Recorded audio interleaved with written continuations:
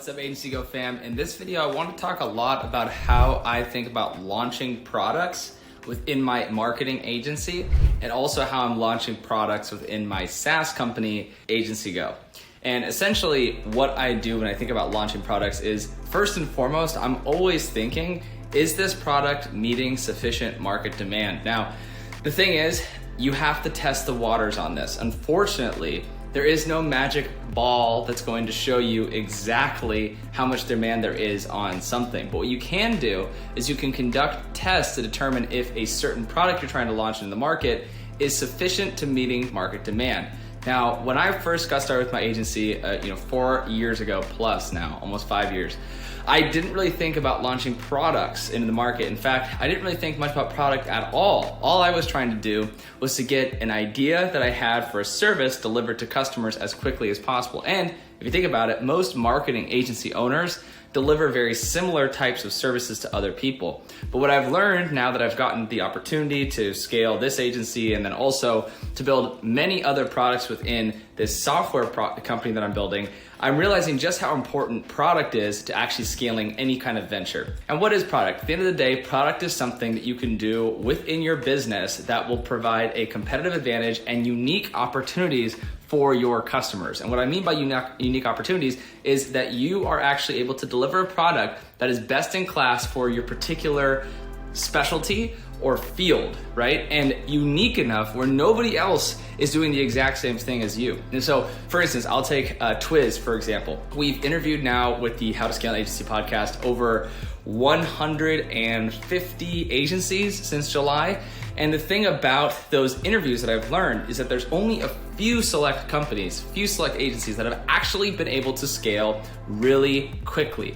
And of those agencies that have scaled really quickly, they think about their company and their agency like a product. I talk about this one company more than any other company on the show, which is Abstract Management. I talk about them all the time because, again, they've by leaps and bounds been able to grow faster than anybody else that I've interviewed. And the reason why, when I interviewed them, was that everything is productized.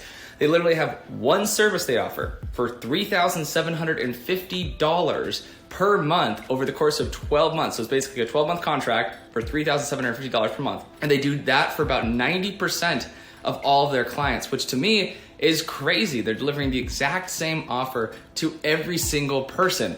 And when I talked to the founder of that company, Scott Scully, what he told me was that he does think of everything like a product. Everything is repeatable, it is simple, it is systemized, and very low variance, right? And so when I think about Twiz now, we're trying to get closer and closer to that with that agency as we scale, right? With Agency Go, if you go to the Agency Go website, you'll notice there's only one product you can buy for $97 per month, and that is it, right? Just one product. The thing is, that has helped me grow a lot faster. That's why we're already pushing over $200,000 in annual recurring revenue just in the first few months of actually launching this product, because there's just one option. And because we maximize that product for giving the best results to clients while also maximizing profit for us. And that, if you're into Alex Hormozi, he talks about this a lot, is what you refer to as arbitrage. Now, the only way you can have an effective arbitrage in the market is if you have efficient product solutions for a very specific demographic. And the way to maximize product is to be as niche as possible in the solution that you're offering and not to expand the suite of services more than you can chew.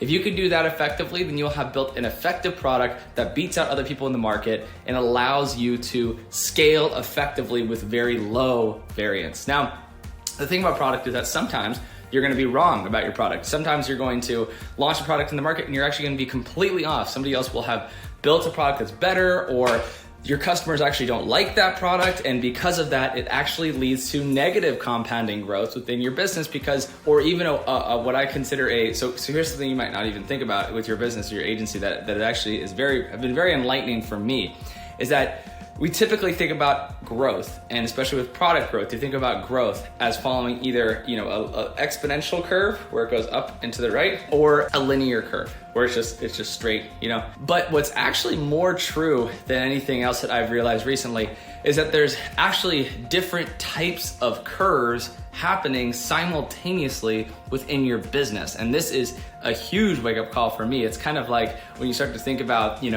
regular physics, and then you start to get into quantum physics, and you're like, oh my God, this is such a new and different field or way of thinking about physics. Is the same thing with your business, because what you realize is that while you might have one curve that's going like this, let's say this is your revenue numbers going like this, you might also have a exponentially increasing rate of churn within your business. And that could be a negative effect that's happening on your business. There's different forces occurring in your business at all points in time. And so if you pick up, and this kind of goes back to the product example, if you pick a product that hasn't been thought through, that doesn't have good arbitrage, that isn't meeting product market fit, your customers don't like it, they're not telling all their friends about it, you might start to generate negative word of mouth. You might start to generate negative, profit maximization, where actually everything becomes more expensive over time because you haven't thought through the product to begin with, right? So you have to keep in mind when you're thinking about a product, there could be multiple forces that are constantly intertwining with each other and actually causing either a positive effect or a negative effect in your business. And that sometimes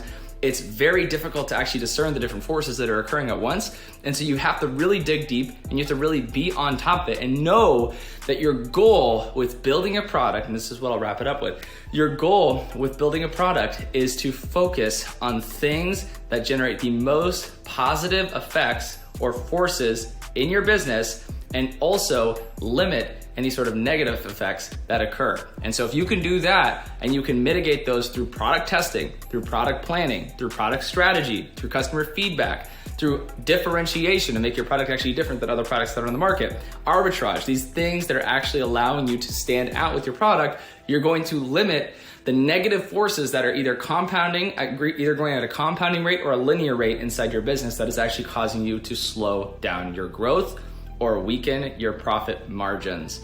And that is how I think about product, and that's how I think about my product launches. I go through that strategic maneuvering every single time I'm about to launch a product, and when I do that, I make more money when that product is launched. So Agency Go fam, I hope you like this video and hope you like dissecting this with me.